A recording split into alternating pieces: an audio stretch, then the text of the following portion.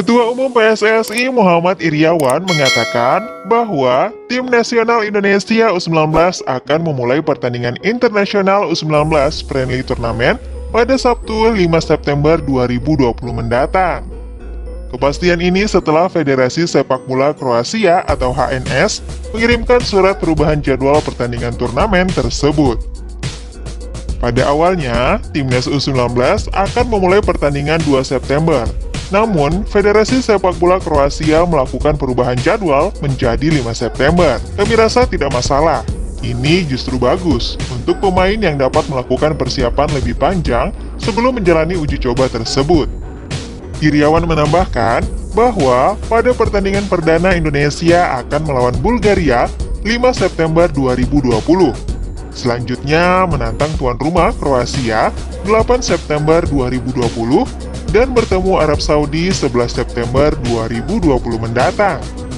Setelah mengikuti turnamen tersebut, timnas U19 melanjutkan uji coba dengan beberapa negara dan klub di Kroasia hingga akhir September mendatang. Lawan-lawan yang akan dihadapi yakni Qatar, Bosnia, dan Herzegovina, serta Dinamo Zagreb. Mereka merupakan tim kuat dan bagus untuk timnas U19. TC di Kroasia sebagai persiapan Garuda Muda mengikuti Piala AFC U19 2020 yang berlangsung pada 14 hingga 31 Oktober di Uzbekistan dan Piala Dunia U20 2021 di Indonesia. Gelandang HMK Gorica, Choi Suk, menyambut baik rencana timnas Indonesia U19 menggelar pemusatan latihan di Kroasia. Negara runner-up Piala Dunia 2018 ini dianggapnya tepat untuk menempa para pemain muda. Itu akan sangat bagus. Kroasia adalah negara yang sangat bagus. Mereka pasti akan sangat menikmatinya. Choi Suk percaya bahwa timnas Indonesia U19 tidak akan menemui banyak kendala selama berlatih di Kroasia. Mengenai cuaca pun, diyakininya juga tidak ada masalah karena di sana masih berlangsung musim panas. Choi Suk juga berencana untuk mengunjungi pemusatan latihan timnas Indonesia U19 jika ada waktu luang. Saat ini, Liga Utama Kroasia telah bergulir kembali dan ia tengah dilanda cedera. Tentu saja akan menyenangkan jika saya bisa melihat mereka berlatih. International Friendly Tournament U19 2020 yang diikuti timnas U19 di Kroasia awalnya hanya diikuti 4 tim, yakni tuan rumah Kroasia, Arab Saudi, Bulgaria. Namun, kini Qatar mengikut sertakan diri dalam turnamen tersebut, jadi total ada 5 negara. Karena dibantu dana negara, Sinteyong tak segan-segan mencoret pemain yang tidak sungguh-sungguh. Sin ingin semua pemain yang telah terpilih untuk menjalani latihan secara sungguh-sungguh. Ia tak menutup kemungkinan bakal mencari pemain baru jika ada pemain yang berlatih setengah hati. Bisa saja beberapa pemain dipulangkan kalau pemain tersebut tidak bisa mengikuti latihan dengan baik. Jadi, pemain bisa ke Eropa karena ada biaya pajak dari masyarakat Indonesia, kata Sinteyong. Jadi, dia harus merasa bertanggung jawab dan jika sikap terhadap latihan tidak baik, pasti akan kami pulangkan. Sulaiman. Witan Sulaiman kembali dipanggil Sinteyong ke timnas Indonesia U19. Untungnya, gelandang berusia 18 tahun itu telah merampungkan Serbian Superliga atau kasta teratas Liga Serbia bersama Radnik Surdulica. Witan telah menjadi pemain kesayangan Sinteyong sejak menjabat sebagai pelatih timnas Indonesia U19 pada Januari 2020.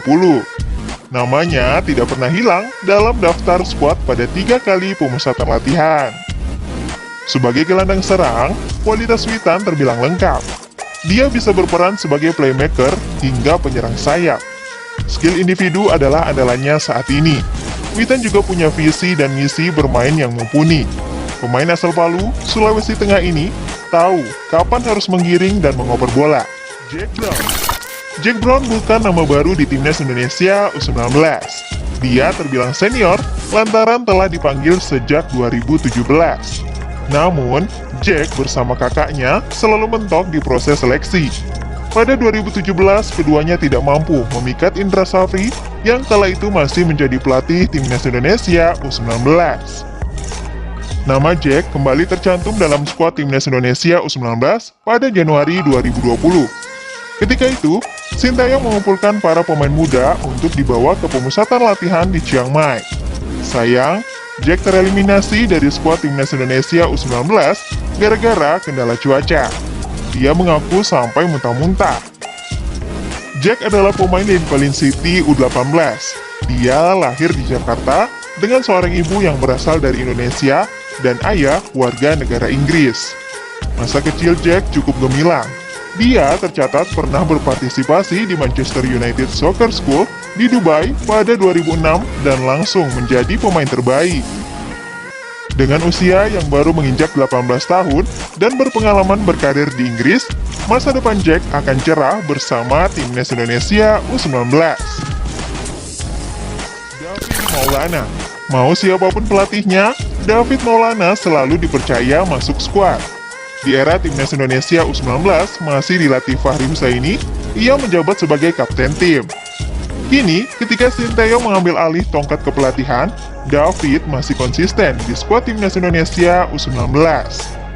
David adalah tipe gelandang dengan kecenderungan bertahan. Dia berposisi sebagai pemain nomor 6 dan karakteristiknya tidak terlalu keras. Namun, ia mengandalkan passing dan kemampuan membaca olah bola.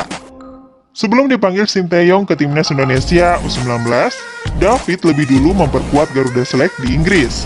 Sebab, dengan kemampuan dan pengalamannya, ia layak dipasang sebagai starter. Coret Alfeandra Dewangga dari skuad timnas U19 ternyata bukan tanpa alasan. Ternyata pemain muda PSIS Semarang tersebut sedang mengalami cedera hamstring. Dewangga pun harus menjalani masa pemulihannya, sedangkan untuk Hernando Ari pasca menjalani operasi bahu, sang pemain setidaknya harus istirahat paling tidak selama 15 minggu. Ini, Sintayong memiliki 11 pemain belakang. Ke-11 back tersebut adalah Rizky Ridho, Muhammad Yuda, Bagas Kava, Liba Valentino, Fadilah Nur, Komang Teguh, Ahmad Rusadi, Bayu M. Fikri, Pratama Arhan, Fadil Aditya, dan Elkan Bagot. Nah, timnas Lobas. Dari ke-11 pemain tersebut, 6 diantaranya merupakan bek tengah.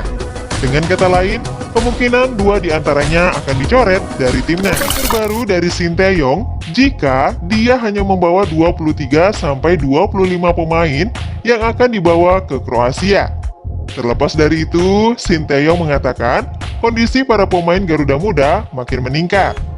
Kondisi fisik pemain terjaga dengan baik dan mentalitas makin bagus, utamanya terkait niat dan keinginan menjaga pola makan selama TC. Jayapura, Marinus Wanewa.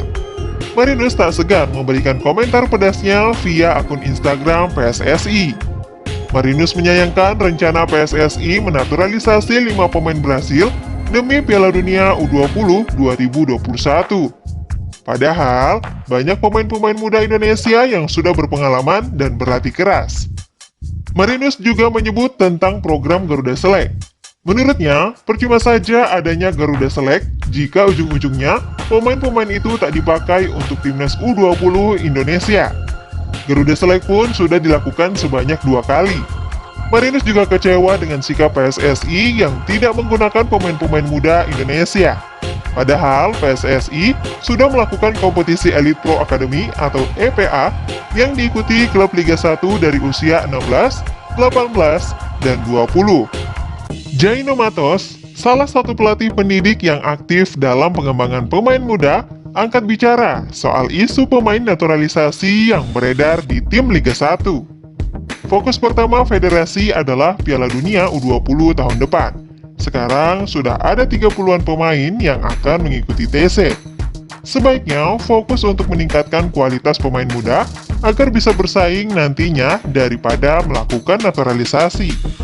Jaino mengatakan tidak setuju jika PSSI menggunakan program naturalisasi demi Piala Dunia U20. Menurutnya, membentuk pemain dengan memaksimalkan renggang waktu menuju Piala Dunia adalah yang terbaik. Investasi, teknologi, dan ahli, 3 komponen penting yang harus dimiliki oleh federasi agar pemain siap bersaing nantinya. Menurutnya, naturalisasi tidak menjamin timnas Indonesia akan berprestasi di Piala Dunia U20 tahun 2021 nanti. PSSI menyebutkan jika ada pemain keturunan Indonesia yang berkarir di Eropa yang akan bisa menjadi tambahan amunisi timnas U19 Indonesia di Piala Dunia U20 2021 mendatang. Tigara pun menyebutkan jika nama pemain muda tersebut yang bisa bergabung bersama timnas U20 nanti, yakni ada Jim Kroku, Lorenzo Raharing, Tristan Goizer, Max Christopher. Menarik untuk dinanti. Tampil di Piala Asia U19 2020, Malaysia U19 sudah melangsungkan 2 kali uji coba dengan klub lokal. Namun, kekecewaan didapat oleh Malaysia U19, di mana mereka menelan kekalahan sebanyak 2 kali. Setelah tim asuhan Brett Maloney kalah telak 6-1 dari Petaling Jaya City FC pada 14 Agustus lalu, Malaysia U19 kembali menelan kekalahan telak, kali ini 4-0 dari Selangor 2. Brett Maloney yang merupakan pelatih Malaysia U19 itu pun mengatakan ini hanya bagian dari proses pembelajaran. Melawan Selangor, Anda menyadari betapa tim yang baik dapat menghukum Anda jika Anda membuat kesalahan. Itu adalah bagian dari proses. Oke deh Timnas Lover, sekian dulu ya info Timnas hari ini. Jangan lupa untuk terus mendukung channel ini. Terima kasih, see you!